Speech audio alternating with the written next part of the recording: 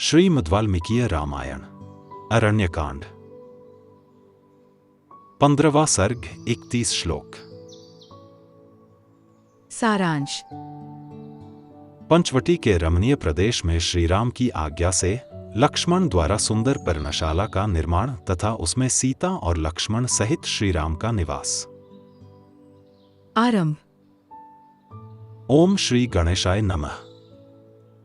ओम श्री सीतारामचंद्राभ्याम नमः। श्लोक 1 से 7। नाना प्रकार के सर्पों, हिंसक जंतुओं और मृगों से भरी हुई पंचवटी में पहुंचकर श्रीराम ने उद्दीप्त तेज वाले अपने भाई लक्ष्मण से कहा। सौम्य मुनिवर अगस्त्य ने हमें जिस स्थान का परिचय दिया था उनके तथाकथित स्थान में हम लोग आ पहुंचे हैं। यही पंचवटी का प्रदेश है। यहाँ का वन प्रांत पुष्पों से कैसी शोभा पा रहा है। लक्ष्मण, तुम इस वन में चारों ओर दृष्टि डालो, क्योंकि तुम इस कार्य में निपुण हो। देखकर यह निश्चय करो कि किस स्थान पर आश्रम बनाना हमारे लिए अच्छा होगा। लक्ष्मण, तुम किसी ऐसे स्थान को ढूंढ निकालो जहां से जलाशय निकट हो, जहां विदेह कुमारी सीता का मन लगे, जहां तुम और हम भी प्रसन्नता पूर्वक रह सकें, जहां वन और जल दोनों का रमणीय दृश्य हो तथा जिस स्थान के आसपास ही समिधा, फूल, कुश और जल मिलने की सुविधा हो। श्री रामचंद्र जी के ऐसा कहने पर लक्ष्मण दोनों हाथ जोड़कर सीता के सामने ही उन ककुत्स्थ कुलभूषण श्रीराम से इस प्रकार बोले। काकुत्स्थ, आपके रहते हुए मैं सदा पराधीन ही हूं। मैं सैकड़ों या अनंत वर्षों तक आपकी आज्ञा के अधीन ही रहना चाहता हूं। अतः आप स्वयं ही देखकर जो स्थान सुंदर जान पड़े वहां आश्रम बनाने के लिए मुझे आज्ञा दें। मुझसे कहें कि तुम अमुक स्थान पर आश्रम बनाओ। श्लोक 8 से 19।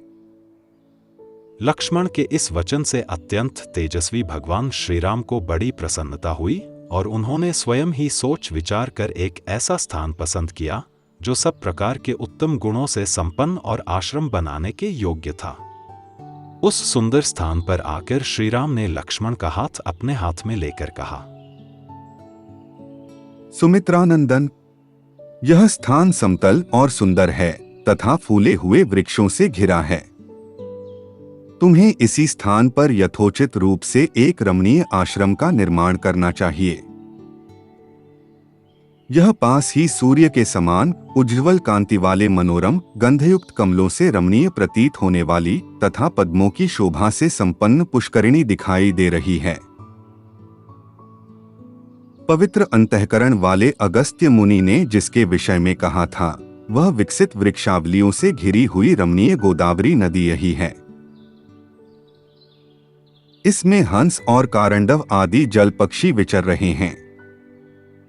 चकवे इसकी शोभा बढ़ा रहे हैं तथा पानी पीने के लिए आए हुए मृगों के झुंड इसके तट पर छाए रहते हैं। यह नदी इस स्थान से न तो अधिक दूर है और न अत्यंत निकट ही। सौम्य, यहाँ बहुत सी कंदराओं से युक्त ऊंचे ऊंचे पर्वत दिखाई दे रहे हैं जहाँ मयूरों की मीठी बोली गूंज रही है। ये रमणीय पर्वत खिले हुए वृक्षों से व्याप्त हैं। स्थान स्थान पर सोने, चांदी तथा तांबे के समान रंग वाले सुंदर गैरिक धातुओं से उपलक्षित ये पर्वत ऐसे प्रतीत हो रहे हैं मानो झरोखे के आकार में की गई नीले, पीले और सफेद आदि रंगों की उत्तम श्रृंगार रचनाओं से अलंकृत हाथी शोभा पा रहे हों।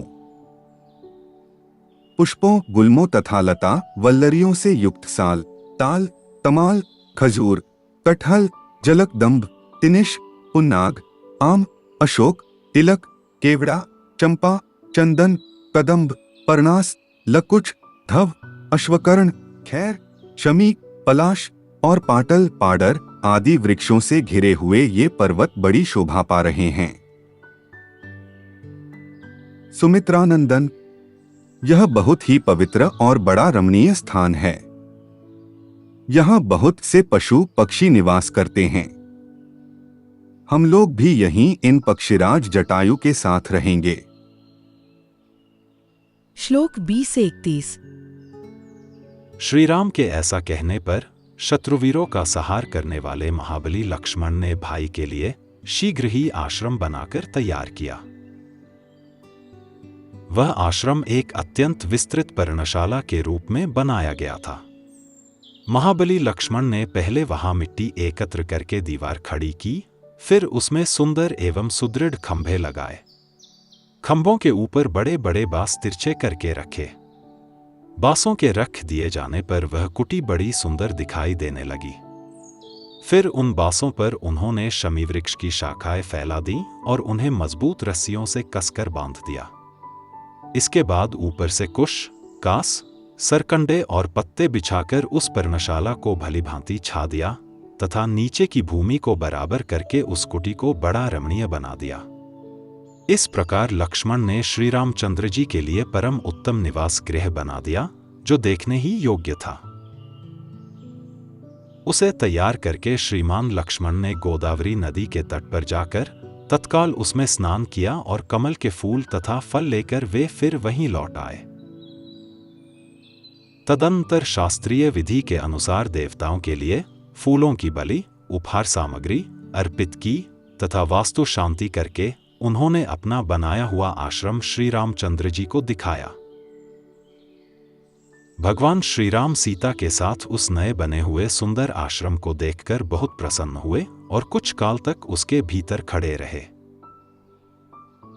तत्पश्चात अत्यंत हर्ष में भरकर उन्होंने दोनों भुजाओं से लक्ष्मण को कसकर हृदय से लगा लिया और बड़े स्नेह के साथ यह बात कही। सामर्थ्यशाली लक्ष्मण, मैं तुम पर बहुत प्रसन्न हूं। तुमने यह महान कार्य किया है। उसके लिए और कोई समुचित पुरस्कार न होने से मैंने तुम्हें गाढ़ आलिंगन प्रदान किया है। लक्ष्मण, तुम मेरे मनोभाव को तत्काल समझ लेने वाले कृतज्ञ और धर्मज्ञ हो।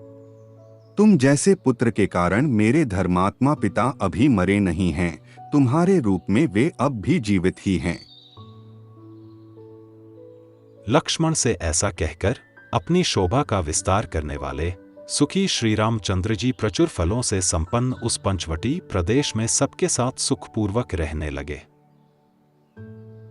सीता और लक्ष्मण से सेवित हो धर्मात्मा श्री राम कुछ काल तक वहां उसी प्रकार रहे जैसे स्वर्गलोक में देवता निवास करते हैं। इस प्रकार श्री वाल्मीकि निर्मित आर्ष रामायण आदि काव्य के अरण्यकांड में 15वां सर्ग पूरा हुआ। Presented by doctor T.K. Bansal, a blind scientist. Please like and share this video and don't forget to subscribe my channel. जय श्री राम।